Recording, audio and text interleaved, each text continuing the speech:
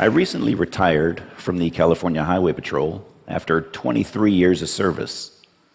The majority of those 23 years was spent patrolling the southern end of Marin County, which includes the Golden Gate Bridge. The bridge is an iconic structure, known worldwide for its beautiful views of San Francisco, the Pacific Ocean, and its inspiring architecture. Unfortunately, it is also a magnet for suicide, being one of the most utilized sites in the world. The Golden Gate Bridge opened in 1937. Joseph Strauss, chief engineer in charge of building the bridge, was quoted as saying, "The bridge is practically suicide-proof. Suicide from the bridge is neither practical nor probable.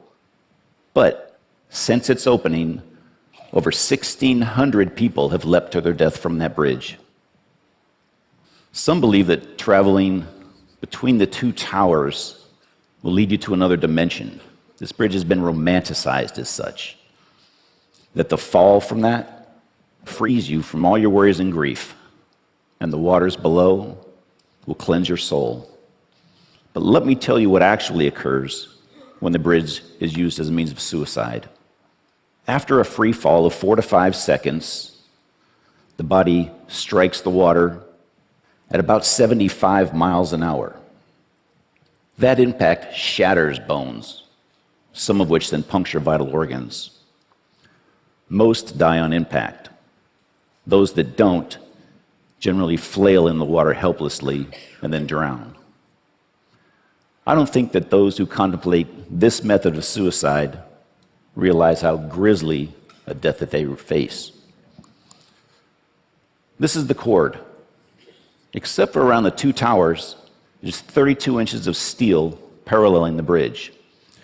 This is where most folks stand before taking their lives. I can tell you from experience that once the person is on that cord, and at their darkest time, it is very difficult to bring them back. I took this photo last year as this young woman spoke to an officer contemplating her life. I want to tell you very happily that we were successful that day in getting her back over the rail. When I first began working on the bridge, we had no formal training. You struggled to funnel your way through these calls. This was not only a disservice to those contemplating suicide, but to the officers as well. We've come a long, long way since then. Now, veteran officers and psychologists train new officers. This is Jason Garber. I met Jason on July 22nd of last year when I received a call of a possible suicidal subject sitting on the cord near mid-span. I responded, and when I arrived, I observed Jason speaking to a Golden Gate Bridge officer. Jason was just 32 years old and had flown out here from New Jersey. As a matter of fact, he had flown out here on 2 other occasions from New Jersey to attempt suicide on this bridge. After about an hour of speaking with Jason, he asked us if we knew the story of Pandora's box. Recalling your Greek mythology, Zeus created Pandora and sent her down to earth with a box and told her never, ever open that box. Well, one day, curiosity got the better of Pandora, and she did open the box.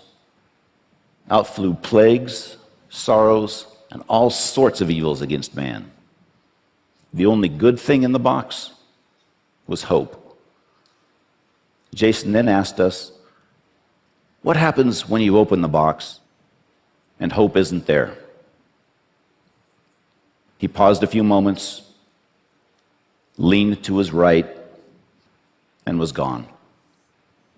This kind, intelligent young man from New Jersey had just committed suicide. I spoke with Jason's parents that evening, and I suppose that when I was speaking with them that I didn't sound as if I was doing very well. Because that very next day, their family rabbi called to check on me. Jason's parents had asked him to do so. The collateral damage of suicide affects so many people. I pose these questions to you. What would you do if your family member, friend, or loved one was suicidal?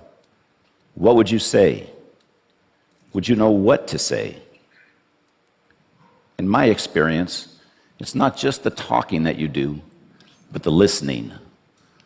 Listen to understand. Don't argue, blame, or tell the person you know how they feel, because you probably don't. By just being there, you may just be the turning point that they need. If you think someone is suicidal, don't be afraid to confront them and ask the question. One way of asking them the question is like this. Others in similar circumstances have thought about ending their life. Have you had these thoughts? Confronting the person head on may just save their life and be a turning point for them. Some other signs to look for: hopelessness, believing that things are terrible and never going to get better. Helplessness, believing that there's nothing that you can do about it. Recent social withdrawal, and loss of interest in life. I came with this talk just a couple of days ago, and I received an email from a lady that I'd like to read you her letter. She lost her son on January 19th of this year. And she wrote me this email just a couple of days ago. And it's with her permission and blessing that I read this to you. Hi, Kevin. I imagine you're at the TED conference. That must be quite the experience to be there. I'm thinking I should go walk the bridge this weekend. Just wanted to drop you a note. Hope you get the word out to many people, and they go home talking about it to their friends who tell their friends, etc. I'm still pretty numb, but noticing more moments of really realizing Mike isn't coming home. Mike was driving from Petaluma to San Francisco to watch the 49er game with his father on January 19th. He never made it there. I called Petaluma police and reported him missing that evening. The next morning, 2 officers came to my home and reported that Mike's car was down at the bridge. A witness had observed him jumping off the bridge at 1:58 p.m. the previous day. Thanks so much for standing up for those who may be only temporarily too weak to stand for themselves. Who hasn't been low before without suffering from a true mental illness? It shouldn't be so easy to end it. My prayers are with you for your fight. The GGB, Golden Gate Bridge, is supposed to be a passage across our beautiful bay, not a graveyard. Good luck this week, Vicky. I can't imagine the courage it takes for her to go down to that bridge and walk the path that her son took that day. And also the courage just to carry on. I'd like to introduce you to a man I refer to as hope and courage. On March 11th of 2005, I responded to a radio call of a possible suicidal subject on the bridge sidewalk near the North Tower.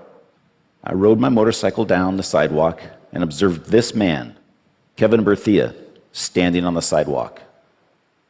When he saw me, he immediately traversed that pedestrian rail and stood on that small pipe which goes around the tower. For the next hour and a half, I listened as Kevin spoke about his depression and hopelessness. Kevin decided on his own that day to come back over that rail and give life another chance. When Kevin came back over, I congratulated him. This is a new beginning, a new life. But I asked him, what was it that made you come back and give hope and life another chance? And you know what he told me? He said, you listened. You let me speak, and you just listened. Shortly after this incident, I received a letter from Kevin's mother, and I have that letter with me, and I'd like to read it to you. Dear Mr. Briggs, nothing will erase the events of March 11th, but you are one of the reasons Kevin is still with us. I truly believe Kevin was crying out for help. He has been diagnosed with a mental illness for which he has been properly medicated. I adopted Kevin when he was only 6 months old, completely unaware of any hereditary traits. But thank God, now we know. Kevin is straight, as he says. We truly thank God for you. Sincerely indebted to you, Narvella Berthia. And on the bottom, she writes, P.S. When I visited San Francisco General Hospital that evening, you were listed as the patient. Boy, did I have to straighten that one out. Today, Kevin is a loving father and contributing member of society. He speaks openly about the events that day and his depression in the hopes that his story will inspire others. Suicide is not just something I've encountered on the job. It's personal. My grandfather committed suicide by poisoning. That act, although ending his own pain, robbed me from ever getting to know him. This is what suicide does. For most suicidal folks, or those contemplating suicide, they wouldn't think of hurting another person. They just want their own pain to end. Typically, this is accomplished in just 3 ways: sleep, drugs or alcohol, or death. In my career, I've responded to and been involved in hundreds of mental illness and suicide calls around the bridge. Of those incidents I've been directly involved with, I've only lost 2, but that's 2 too many. One was Jason. The other was a man I spoke to for about an hour. During that time, he shook my hand on 3 occasions. On that final handshake, he looked at me and he said, Kevin, I'm sorry, but I have to go. And he left. Horrible, absolutely horrible. I do want to tell you, though, the vast majority of folks that we do get to contact on that bridge do not commit suicide. Additionally, that very few who have jumped off the bridge and lived and can talk about it, that 1% to 2%, most of those folks have said that the second that they let go of that rail, they knew that they had made a mistake and they wanted to live. I tell people the bridge not only connects Marin to San Francisco, but people together also. That connection or bridge that we make is something that each and every one of us should strive to do. Suicide is preventable. There is help. There is hope. Thank you very much.